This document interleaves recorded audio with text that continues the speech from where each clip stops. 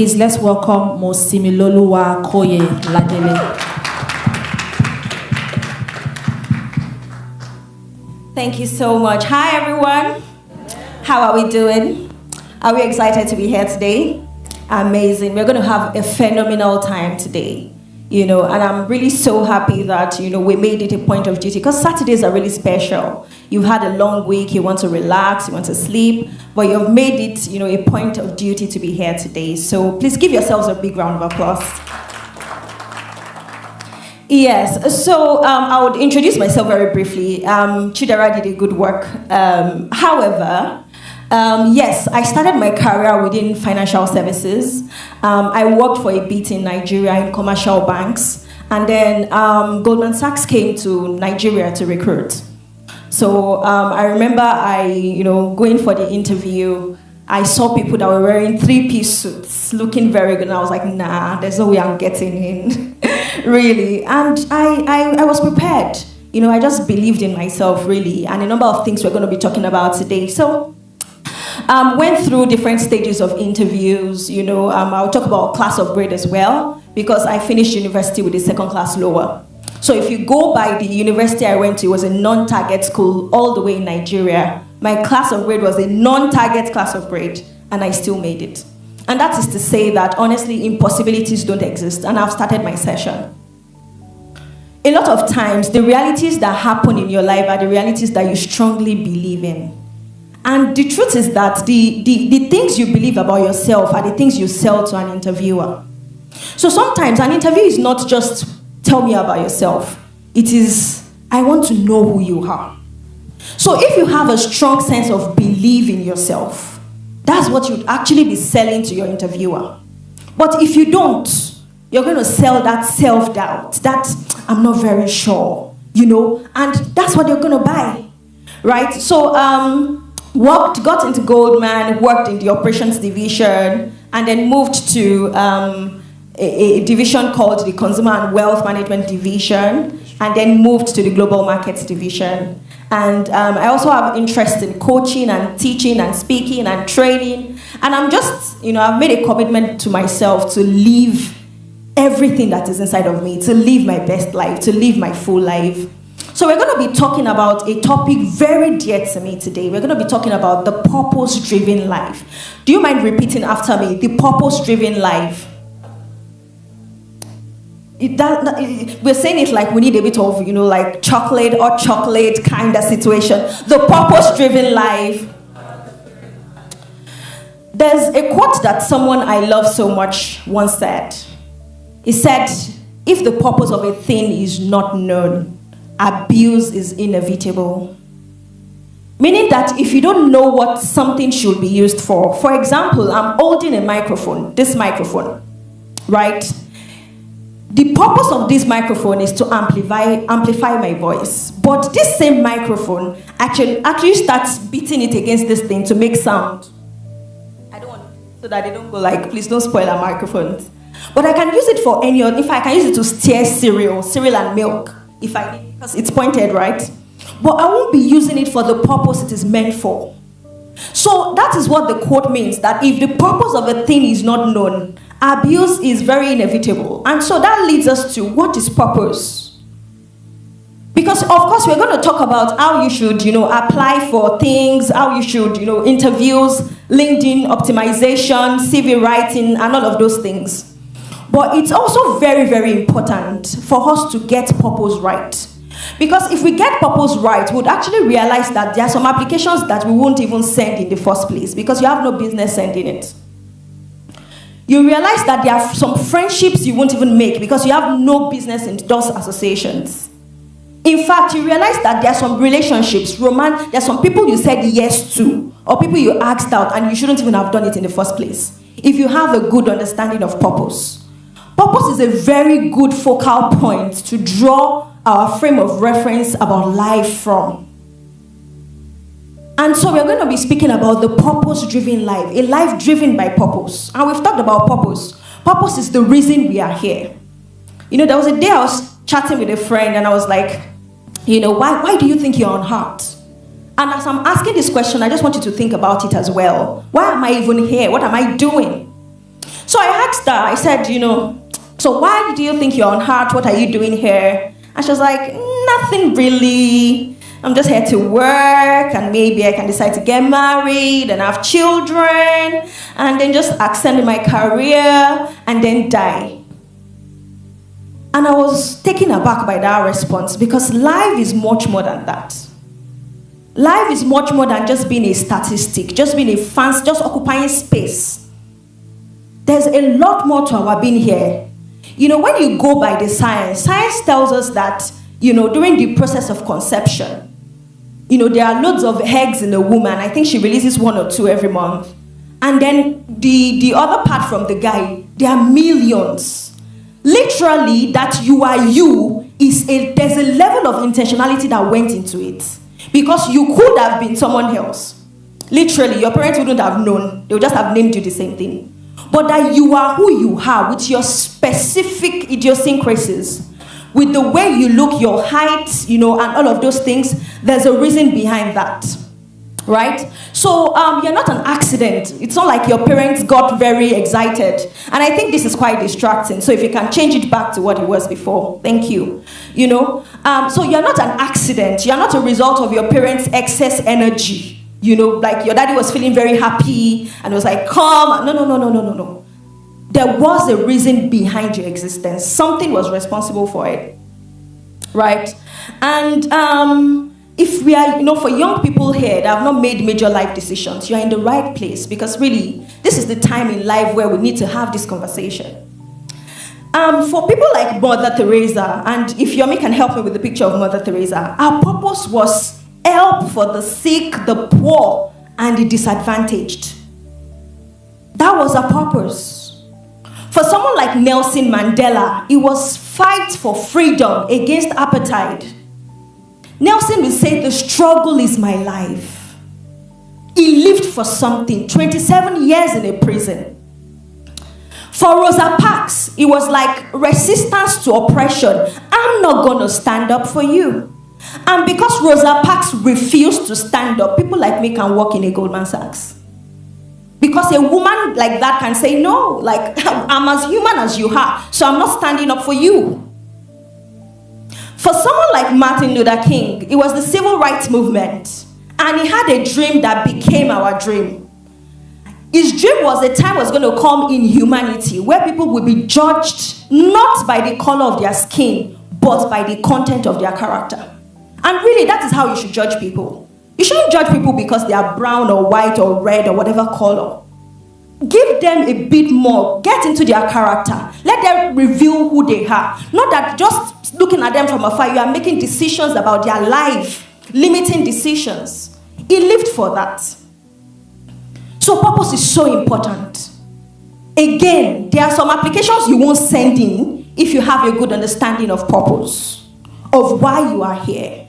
Because some of us are in fields that have nothing to do. In fact, some of us have studied things that have nothing to do with what we should be doing. And it's not like it's too late, because you're like, what if I've studied, what I shouldn't have even studied at all? It's never too late to start walking the lines of purpose.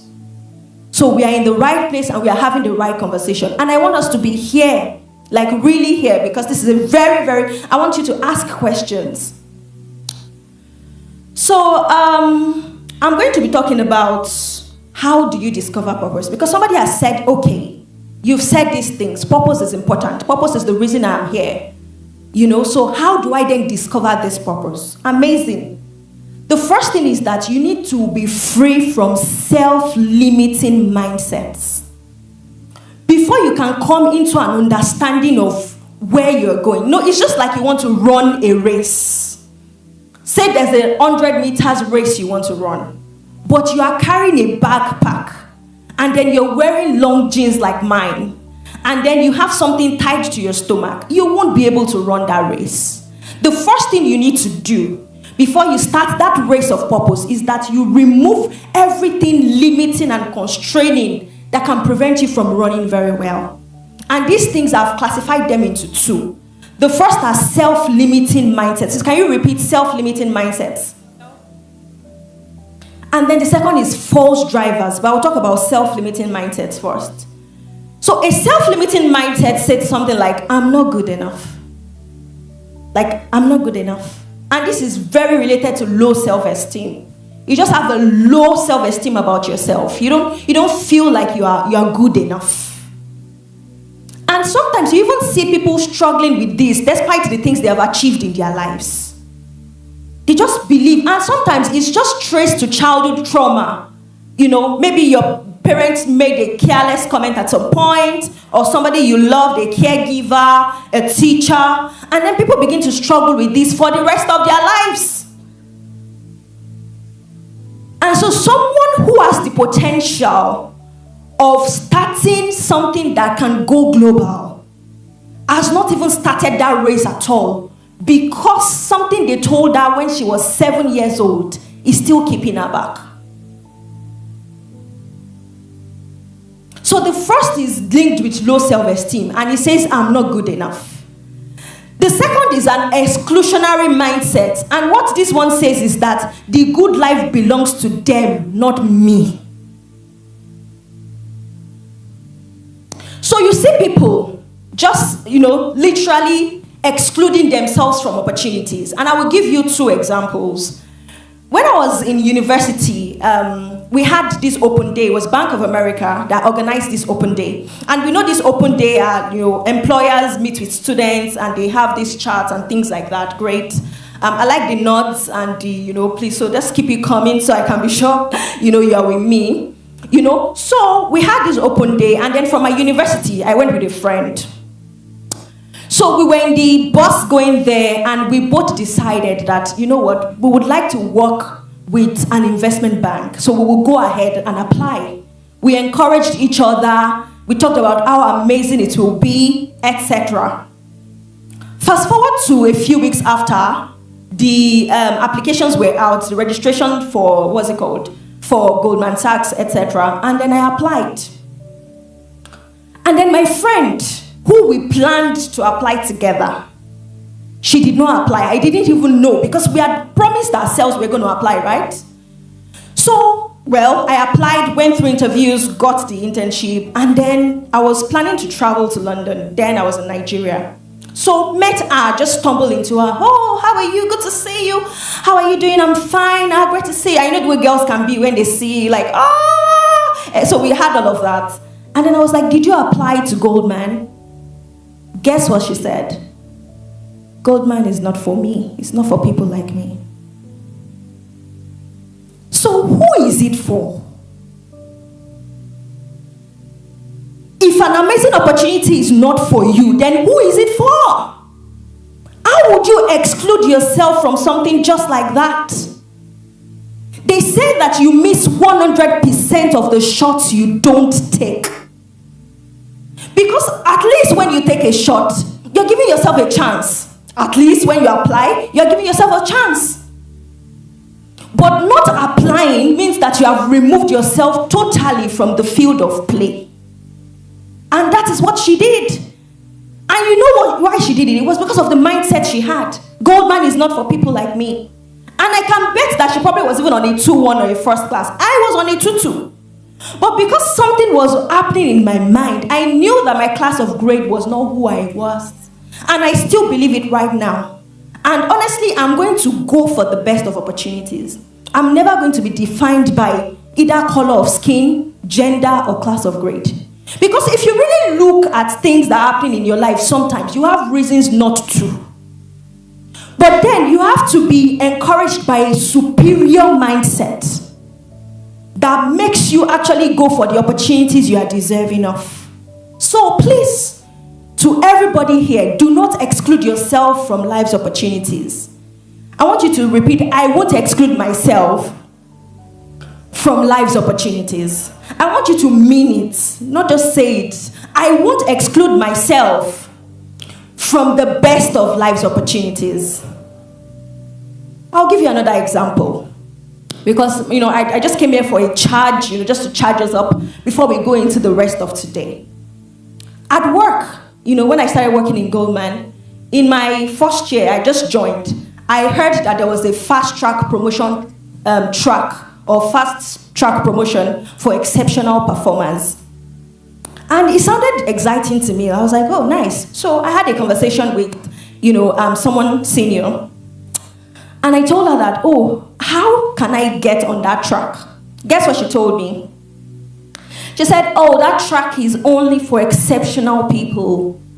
And I'm like, have you met me? Like, what are you trying to say? Have you really met me? Have you seen me? So what she was trying to sell to me, to be honest, was that just forget about it, follow the regular track, you'll be fine. But I knew what I wanted. I wanted that fast track promotion. And I say this with all sense of humility. I got it. In fact, to be honest, it was a shock for me because I was just doing the right things. Going to work every day, doing my best, leaving my best on the table, doing essential things. And what happened after that, literally, was that, I was called into a meeting room. My manager, my manager's manager, someone very senior just pinged me, come into a room. I was even like, what did I do, etc. And they told me, you've been promoted to senior analyst. Within a year. That is very rare in a Goldman.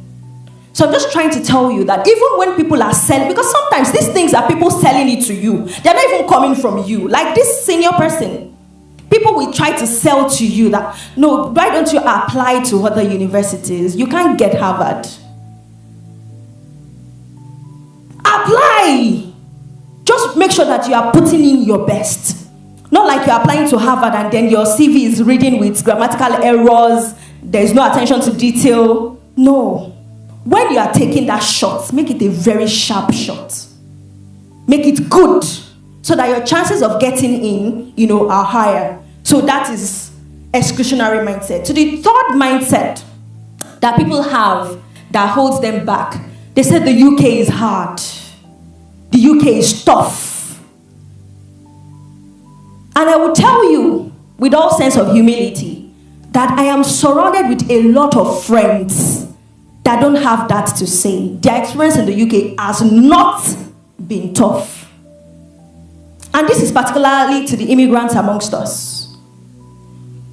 And it's important the people you listen to. Because sometimes the mindset that you have are a result of the things you have surrounded yourself with. So if you surround yourself with people that are just constantly putting you down or telling you how it is that the maximum you can earn in this UK per year is £6,000. And they're telling you things that are, you have to suffer, you have to do this. After this meeting, I want you to come up with an audit of the unhealthy relationships around you. And I want you to consciously cut away from them. Because when you work with the wise people, when you work with people that are, making it, when you work with people that are progressing, when you work with people that are of an elevated mindset, it rubs off on you. And don't think that peer pressure is only for kids or people in their teenage years. It's for everyone. Even adults can be influenced by peer pressure. So very important. Do an audit of your associations. I'm telling you that for me right now, right, if I see someone who earns 150K in a year, it will be normal. Now, I'm not saying I'm earning more or less than 150K. That's not what I'm saying. But I'm telling you that really, if I see someone who earns 150, 250, it's normal to me. I will tell you that their offers have declined on LinkedIn. I'm like, nah, I'm not doing that. It's small. And they're like, but this is 6 figures. I'm like, I know. It's small. And I'm not here to boast or anything at all. I'm just here to tell you that those possibilities exist. Yes, those possibilities actually exist, and it can be your experience. It can be your experience, right? So the UK is not hard. There is a way around it, and we'll be talking about how to penetrate into the system. If you are with me, say I'm with you. Great. Now, to this final limiting mindset that I want us to debunk today. It's the mindset that says, I will not prosper if I don't get a sponsored job. I hear that too many times. And some people are frantically looking for sponsored jobs. And say, yes, we should get the best of jobs. I've talked about getting the best of opportunities and all of those wonderful things. But I just also wanted to say that sometimes purpose will drive you to another location where you will thrive. The UK is an amazing country, but purpose for you might be in Ghana, in Nigeria, in India, in Australia, anywhere. And that is why purpose is where we are starting from. Because it is totally pointless trying to get things done in the UK when, with everything that you have, your capabilities, if you were in a Nigeria or you were in an Australia or you were in a New Zealand, you are in the right environment that will allow what is in you to bloom. So why are you crazy about getting a UK sponsored job? Of course, try to apply. It happens, great. And we're going to talk about how to make it happen. But if it doesn't happen, it is not the end of your life. We're going to be playing a short clip very shortly. And I'll just give you a bit of a background to this guy. So this guy worked in, he schooled in Canada. And he's the founder of one of Africa's biggest fintechs called Flutterwave. How many of us know Flutterwave? Great. He's the co-founder of Flutterwave. He also co-founded Andela. So this was an interview with him. This woman, lovely woman, I love her t-shirt. She was trying to, ask him questions about his career journey, etc. So let's listen to this short clip. Did that experience, or reflecting back on your life, did that bring you closer to God, realizing that there is something bigger than me going on in my life?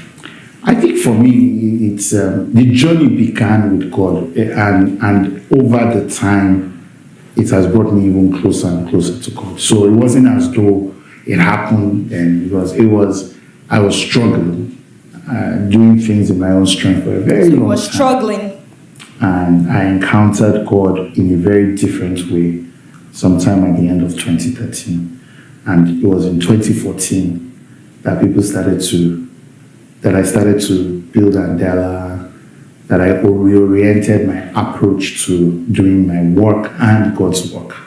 What happened? Well, I struggled quite a bit. So a lot of people know Andela, but before Andela, there was a business called Bookneto. I did that while I was in school. Sometime around 2010, my father retired from Shell and decided that he was going into full-time industry.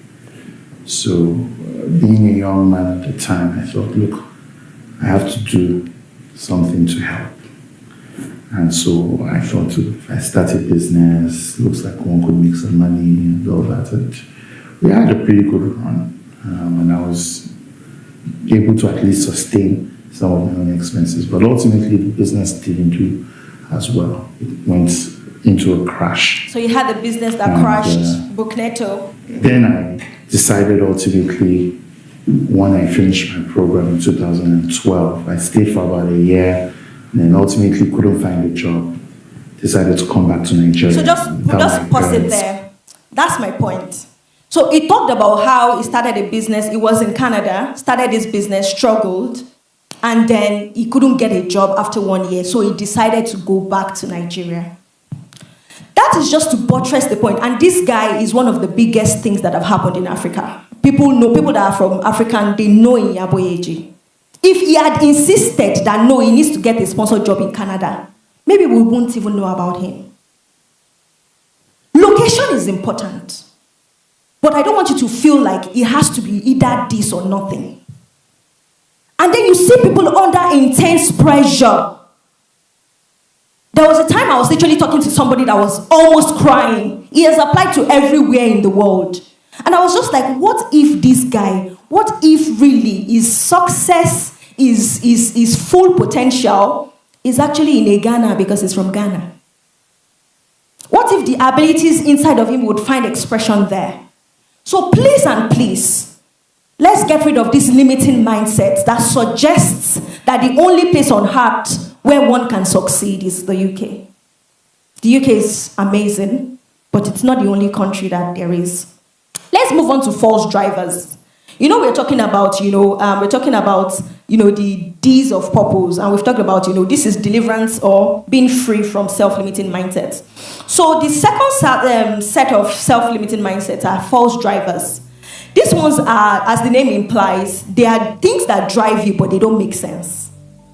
And the first one is the need to prove a point.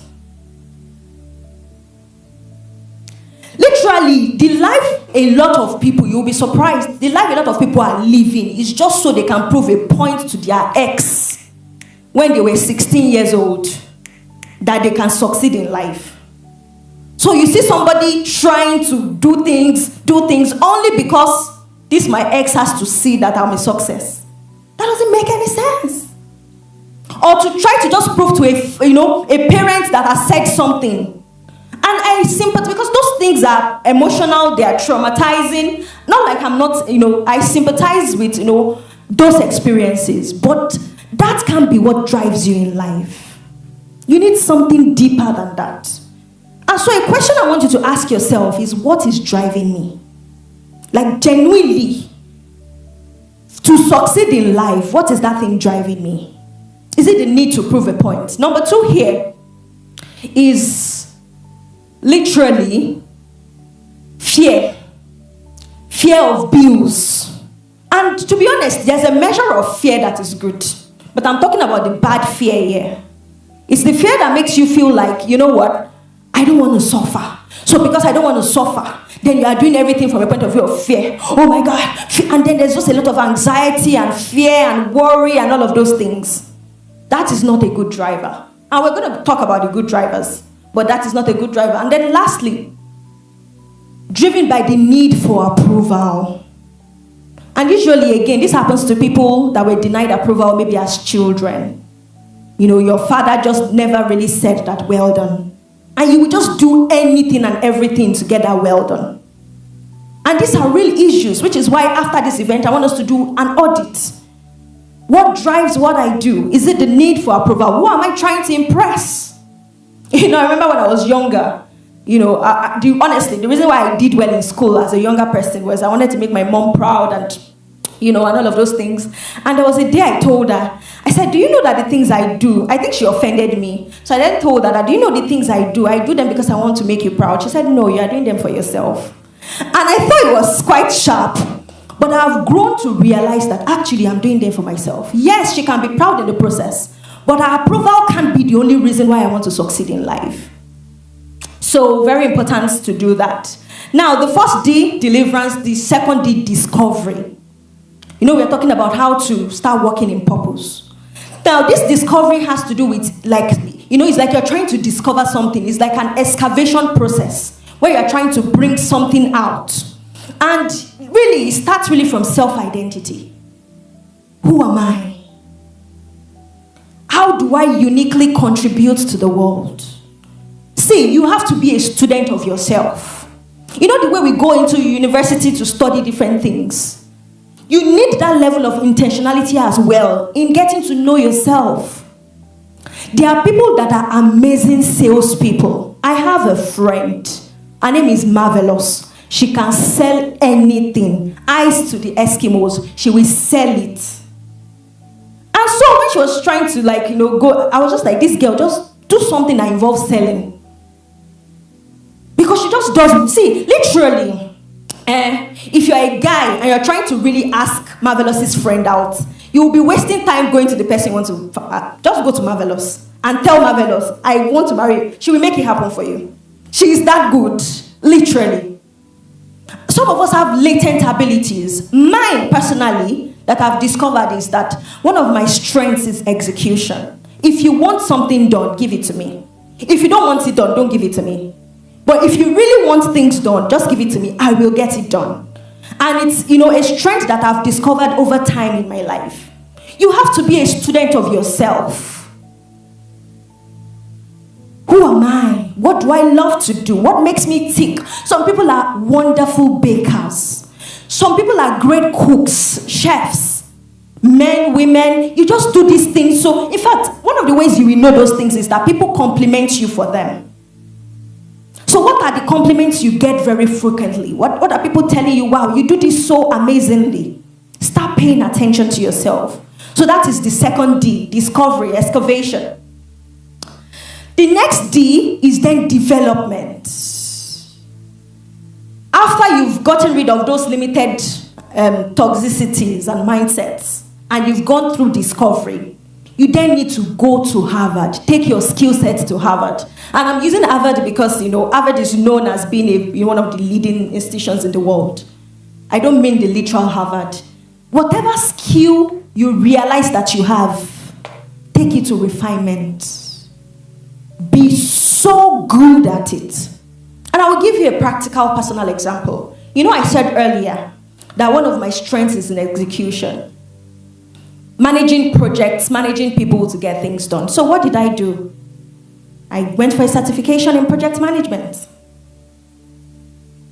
I want to be that person. And in fact, when I think about my life, I really want to get to a stage where I can carry out nationwide policies and it can achieve the desired aim.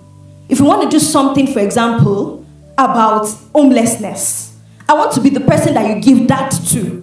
And I'm able to run with it and we're able to achieve results. So take your skills to Harvard. If you're a great speaker, take it to Harvard. Take courses on public speaking. Take courses on, how to communicate effectively. You know why I realized refinement is so important and nobody is beyond refinement. Even the best of players, the most talented tennis players in the world, they still have coaches.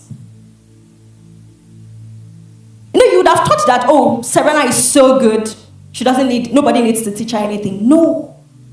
It's the reason she needs to be even trained. Because without training, we are all novices. It's unrefined. So very, very important, right? Development. Go through the process of development. Reach your full potential. Very important. If you are at level 10, so you discover that, okay, I like baking level 10, take it to 100. What makes a birthday cake unique, different from a wedding cake, different from regular muffins and stuff? Become so good at it. And this is where you take responsibility for your personal development. Because a lot of people, a lot of us, we delegate it out to people. And some of us are even gradually coming out of the school system. So if you do not take ownership for your refinement, you're just going to be there. I keep saying, I strongly believe that you are the one primarily responsible for the outcomes in your life. Not your parents, not the UK government, not the Australian government, not the government of New Zealand. You are primarily responsible for the results that you have in your life. So you have to take ownership. You are the one that will find the school. You are the one that will apply to the school. You are the one that will pay for the school. You are the one that will go to the school. You are the one that will ask questions. You are the one that will take jottings. And you are the one that will go and apply what you have learned. Because really, the value of knowledge is in its application. It's not meant to be stored, just stored in your brain. You apply knowledge. So, very, very important. We are coming to the end of this. And we're talking about, the last D of discovering purpose. And that is deployment. You've gotten rid of all these limiting mindsets, right? You've done that as your number one. You've gone through a process of discovery, and I've told you, I've asked you the essential questions. What are my strengths? What are my weaknesses? What do I enjoy doing? What am I most complimented for? And all of those wonderful things. Then you go to development, where you become so good at the things you have discovered about yourself. And then the last stage is you deploy. To deploy means to move things to a place where they will be most effective. Deployment can be of the giftings and talents you discover about yourself, your interests, your skill sets. And deployment can also be you as a person physically moving to where your gifts will find expression. I keep saying this thing. I said it sometimes ago and I will say it again. There have been points in my life where the reason I was working was because I had bills to pay. And a lot of us, that could be our experience. But what I'm now working towards is a life where my children don't have to go through that same experience. Where they have the leverage of following their passions and their dreams. Where they don't have to work for money like I did. Because yes, there were times I didn't really like what I was doing, but I had bills to pay. I don't want that to be their reality. And I hope that that is the case for a number of us here today, that we want better for our children. I really hope so. That we think that, yes, I may be having a good life, but I even want my children to have a great life. Deployment. It's not for you to store all of these things, take it to refinement, develop it, and then you do nothing else about it. No, it has to be deployed. It has to be used, right? So, the journey to purpose, I need to balance this very well so that we all get that sometimes it can take twists and turns. It's not a straight line sometimes. Sometimes really what you are doing, you know it's not your purpose, but really you're just doing this in the time being. What I just want you to keep at your forefront is that do it faithfully, because no experience really is wasted. It will play out, it has something contributory to your future. It may be that what you're, and I will tell you, personal experience, I was in a role that I hated. I hated this role. And as I was just thinking, I was like, I hate what I'm doing. It just occurred to me that, but this role is teaching me attention to detail. I've told you my strength is in execution. One of my weaknesses used to be that I don't have time for detail. I'm too type A to sit with the detail. But in that role, I learned how to pay attention. Now, my second name is detail. Because I'm asking you, have you added full stop? Go and put the full stop. Before, I never used to care. Put full stop. What's my business with full stop? What's my business with something looking orderly? What's my business with dates? What's my business with currencies? Now I have learned. And literally, the way it is, if you understand the game of tennis, if your strong hand is your right hand, you had better work on your weak hand.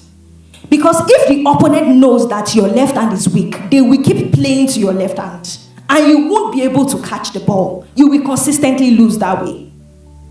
So a number of us are in roles where our left hand is being strengthened. It's not exactly what you want, but your left hand is being strengthened. So keep at it. Be faithful at it. And finally, to my favorite slide of all of the slides we've had so far, there was a quote by Les Brown that talks about the graveyard. It says, the graveyard is the richest place on earth because it is here that you will find all the hopes and dreams that were never fulfilled, the books that were never written, the songs that were never sung, the inventions that were never shared, the cures that were never discovered, all because someone was too afraid to take that first step. Someone was too afraid to keep up with the problem, or someone was not determined enough to carry out their dream. Don't let this be you. At the time when we are exiting this world, after a full time on earth, long time on earth, I want you to have released everything in you. I want you to have given it expression. I want you to have left the world better for the next generation. And I'm here rooting for your continued success. Today, we are going to be having different breakout sessions. I want you to ask questions. I want you to engage the facilitator. I want you to stay till the end. And I know that definitely success will be your portion. Thank you so much.